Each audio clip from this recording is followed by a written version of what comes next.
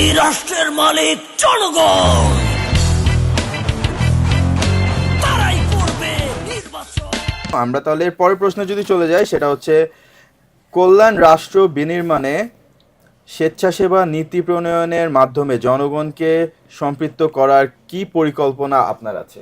আচ্ছা, বিষয়টা হলো যে জনগণকে আপনার বলুন কি আগে আপনাকে সুশিক্ষাটা দিতে হবে। সুশিক্ষা দেওয়ার মাধ্যমে সুশিক্ষিত জাতি যখন আপনি গড়ে তুলবেন, তখন তাদেরকে আপনি আপনার প্রত্যেকটি নীতি প্রণয়নে অংশগ্রহণ করাতে হবে। আপনি নাম দিয়েছেন গণতন্ত্র, অথচ এক গণভোট যে আপনি করছেন, সেই গণভোটে যে আপনি কিসে ভোট দিচ্ছেন এখনও কিন্তু জনগণ স্পষ্ট না। ইভেন আমি আমার জায়গা থেকেও স্পষ্ট না, আমি ব্যক্তিগতভাবে, যে আমি আসলে কোথায় গণভোটে হাঁ দেবো কি না দেবো।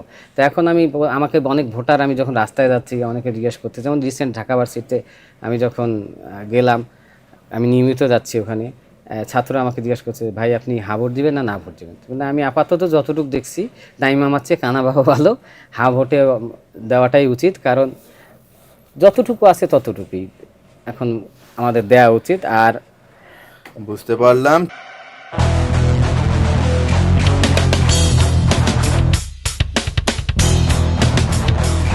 এই রাষ্ট্রের মালিক জনগণ।